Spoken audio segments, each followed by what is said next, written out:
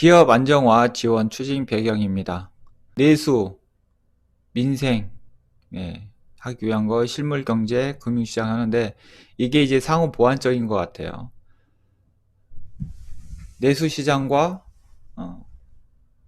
민간의 민생이 안정이 안 되면 이게 실물 경제에 영향을 미치고 결국은 실물 경제는 금융시장에 영향을 미치게 된다. 결국은 금융시장이 영향이 가면 실물 경제는 더 큰 영향이 된다. 그러므로 당연히 내수와 민생 안정을 쾌하는 정책이 나옴으로 인해서 실물 경제가 활성화가 되고 그 다음 금융시장이 활성화가 된다.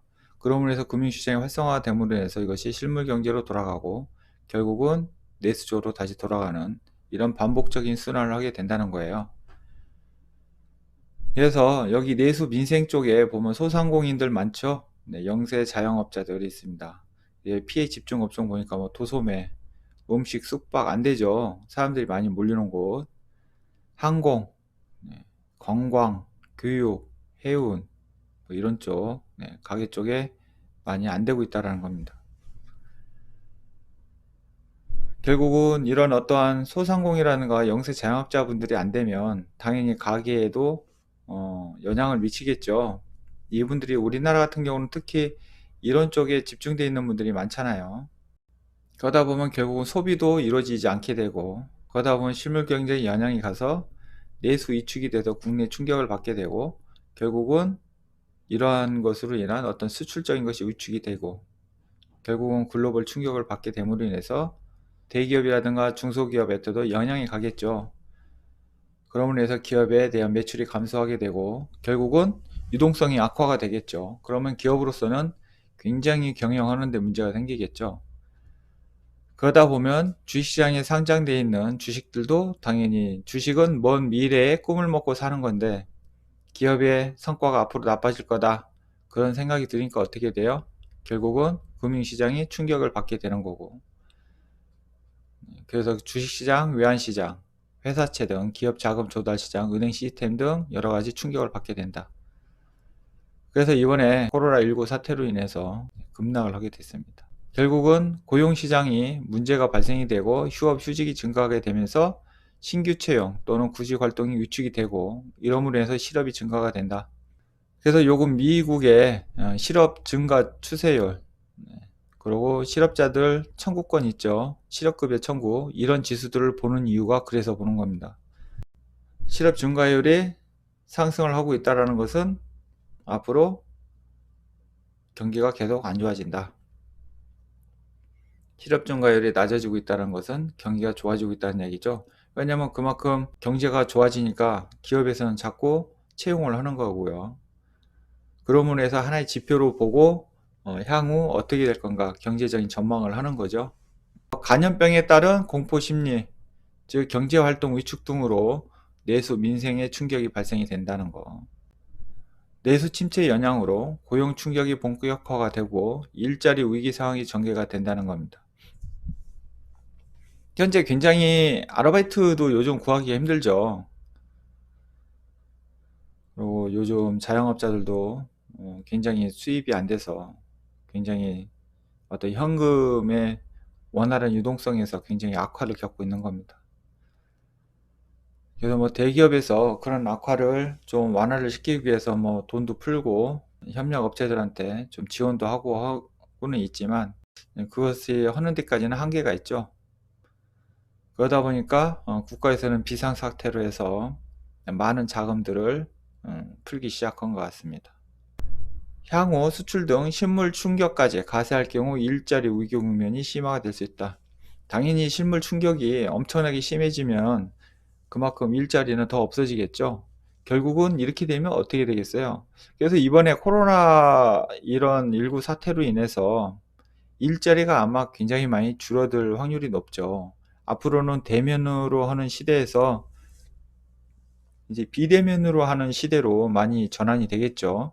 서빙도 로봇가 하는 시대가 올 수도 있습니다. 물론 그것이 뭐 하루아침에 되는 건 아니지만 LG CNC인가요? 회사 직원들 AI식으로 해가지고 아니면 지문인식이라든가 안면인식 같은 걸로 해가지고 여러가지 막 주문도 하고 결제도 하고 그렇게 되더라고요. 가면 갈수록 앞으로는 그런 현상들이 많이 벌어지겠죠. 그러면은 가면 갈수록 일자리는 더 줄어들게 될 겁니다.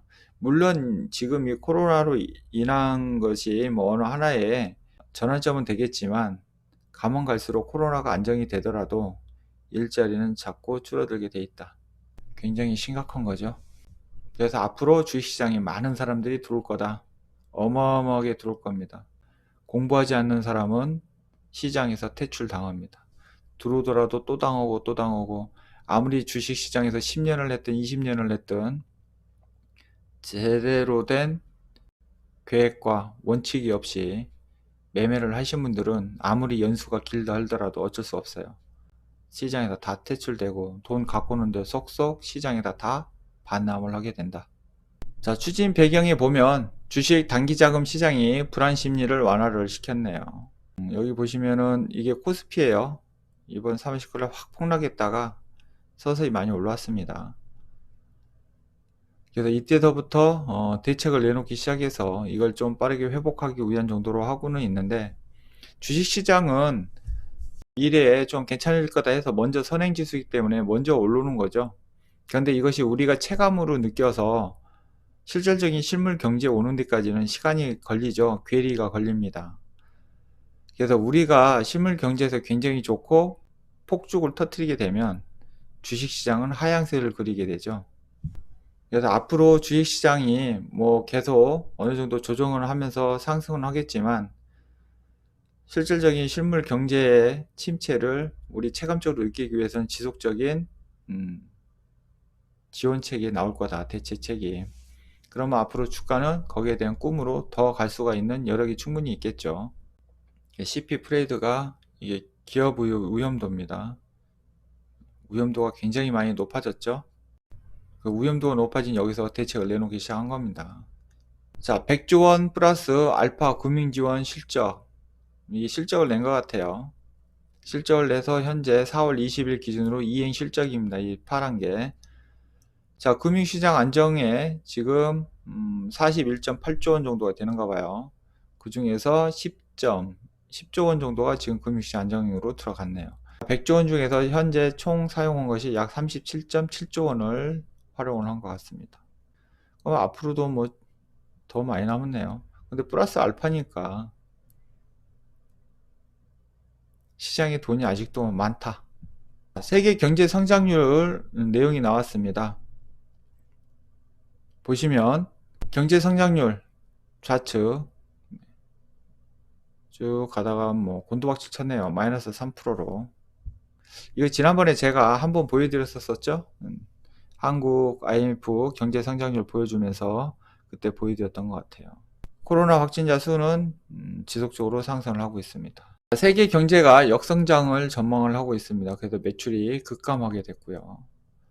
즉 역성장을 전망하니까 당연히 매출이 급감하겠죠. 고용 규모가 당연히 축소가 되겠고, 이로 인해서 실물 경제 주축이 되는 산업, 즉 실물 경제 주축이 되는 사람이 어떤 사람일까요? 4차 산업일까요? 우리가 실생활에서 바로 하고 있는 그런 산업이죠. 기간 산업이죠. 결국은 실물 경제 주축이 되는 산업과 일자리 기반이 훼손이 된다. 이렇게 되면 고용이 많이 줄어들게 되는 거고, 경제 전체적으로 붕괴가 되는 현상이 벌어지는 거죠. 그래서 주요 실물 지표를 보면 수출 증가율이 4월 1일에서 4월 20일까지 마이너스 26.9% 폭락을 했습니다. 취업자 수 증감은 3월 기준으로 19만 명가량이 줄었네요. 네, 줄었어요. 자, 항공업 매출은 48%나 지금 폭락을 한 상태입니다. 그래서 지금 그 인천국제공항 문 닫는다고까지 얘기가 나왔었죠. 그 정도로 심각하다는 거죠. 자, 소비자 심리지수는 3월 기준으로 해서 이게 100 이상이면 좋은 건데 78.4니까 엄청나게 많이 떨어진 거예요. 그만큼 위축이 굉장히 많이 됐다. 결국은 이런 어떤 추진 배경을 통해서 안 되겠다. 기업에서 결국은 뭐예요? 가장 우선이 기업을 살리는 겁니다. 기업을 살리면 당연히 고용 노동시장이 좋아질 수밖에 없는 거고, 그럼으로 인해서 소비 활동도 일어나는 거고, 그래야 자영업자들도 먹고 살고 소상인들도 먹고 살 수가 있죠. 그러다 보니까 결국은 기업 안정화하는데 많은 돈을 부을 수밖에 없다. 그래서 결국은 국가에서 유동성 공급을 할 수밖에 없는 거고, 마찬가지입니다. 미국이든 유럽이든 전부 다 양적 완화를 실시가 들어가는 겁니다. 여러분들이 이 배경을 철저히 알고 대응을 한다면 투자하는 데 굉장히 많이 도움이 되겠죠. 기업 안정화 지원 체계도입니다. 코로나19 영향으로 인해서 일시적 유동성 부족 기업이 발생이 돼서요. 즉 100조 원 플러스 알파 패키지. 그런데 이번에 다시 또 발표가 났죠. 플러스 35조 원을 더하기로 했습니다. 결국은 135조 원이에요. 135조 원 플러스 알파 이렇게 되는 겁니다. 일시적 유동성 부족이 일어나고 여기에 자본력 보강 필요한 기간산업에다가 위기 극복과 고용을 위한 기간산업 안정기금 조성을 플러스 40조 원, 즉 플러스 알파, 그래서 40조 원이 풀렸어요. 그래서 여기에 관련된 종목들이 지금 계속 올라가고 있죠. 코로나19 이전부터 부실 발생 기업, 이 기업들은 주채권은행 중심에서 기업 회생 프로그램으로 인해서 협약도 하고 뭐 회생 절차를 통해서 기업들을 살리겠다 이렇게 얘기를. 그러니까 이게 코로나19 이전에 부실 발생했던 기업들은 상당히 운때가 좋은 거예요. 대박이죠. 회사 망하게 생겼는데 이걸로 인해서 살게 됐으니까. 그런데 지금 현재 국가에서 기간산업안정기금을 굉장히 신속하게 추진을 하려고 있는 상황입니다. 규모를 보면 충분한 규모 기금 조성 40조 원 플러스 알파, 필요하다면 더 하겠다는 거예요. 지원 대상은 고용과 국민경제에 영향이 큰 기간산업 중심으로 하겠다는 겁니다. 여기에 관련된 기간산업 중심이 항공, 해운, 조선, 자동차, 일반기계, 전력, 통신 등 주요 기관 관련 업종을 포함해서 법령동으로 구체화를 해서 실시를 하겠다는 겁니다. 시장을 안정화하기 위해서 저신용등급 포함한 회사채 CP를 매집하는데 20조 원을 쓴답니다. 20조 원. 그렇다면 여러분들이 생각을 해보세요. 국가의 정책이 이렇게 가네. 근데 여러분 기억나시죠? 제가 지난번도보다 코로나 사태 터지기 이전서부터 말씀을 드렸었습니다. 경기가 안 좋으니까 경기를 살려야 되는데 어떤 걸 경기를 살리겠느냐고. 기간 산업을 중심적으로 해서 살려야 된다고. 그것이 안 되면 4차 산업 아무 의미가 없다고 제가 누누이 말씀드렸습니다. 그래서 여러분 4차 산업에다만 너무 눈 뜨지 마시고 국가, 기간 산업에 대해서 관심을 가지라고 제가 누누이 무방 때 많이 얘기했죠. 그 얘기를 듣고 행동을 하신 분들은 지금 좋은 결과를 얻게 되셨을 거고, 그렇지 않으신 분들은 그렇겠죠. 그런데 지금 또 다른 테마가 지금 움직이고 있죠. 여러분, 테마는 터졌을 때 쫓아가면 먹을 거 없어요. 남들이 신경 안 쓸 때, 외로운 곳, 별로 반짝거리지 않을 때, 아휴 저런 테마가 나오겠어, 그런 생각 안 하는 곳에서 테마가 나와요.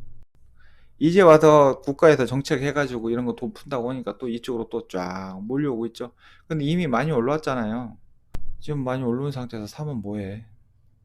투자라는 것이 여러분 정말로 공부를 해야 돼요. 공부를 안 하고서는 투자해서 살아남기 힘들어요.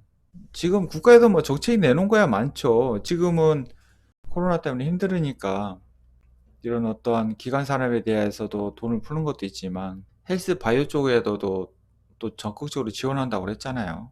거기도 돈 풀었죠. 건설 쪽 그쪽에도 돈 풀었죠. 한다고 하죠. 뭐 어떻게 보면 전 업종으로 돈 다 푸는 거죠. 결국은 뭐 산업이라는 게 어떤 특수한 한 경제 분야만 간다고 가는 게 아니잖아요. 다 엮여 있는 거기 때문에. 다만 이제 가장 좀 심각한 기간 산업 같은 경우는 굉장히 중요한 거죠. 기간 산업이 무너지면 여러분 나라 망해요. 기간 산업이 뭐가 활성화가 돼야 4차 산업도 되는 거지. 기간 산업 없이 여러분 4차 산업혁명 못 가요. 근데 왜 모두 다 4차 산업혁명 관련주들만 거기에다만 눈독 들여가지고 왜 다들 거기에만 미쳐 있습니까? 지금 많은 사람들이 단체로 몰려다니는 곳에는 웬만하면 안 가는 게 좋습니다. 물론 그렇다고 뭐 4차 산업에 관련된 종목들이 안 가냐? 그건 아니에요. 가죠. 가는 놈은 가요. 가는 놈은 계속 갑니다. 어차피 산업은 서로 맞물려서 가는 거기 때문에. 결국은 일본하고 그 수출 관계로 인해서 악화가 됐었을 때 결국은 국가에서 또 돈을 지원하고 그랬잖아요. 그러면은 도대체 국가에서 여기서 지원하고 저기서 지원하고 그럼 도대체 어디로 가야 된단 말이에요.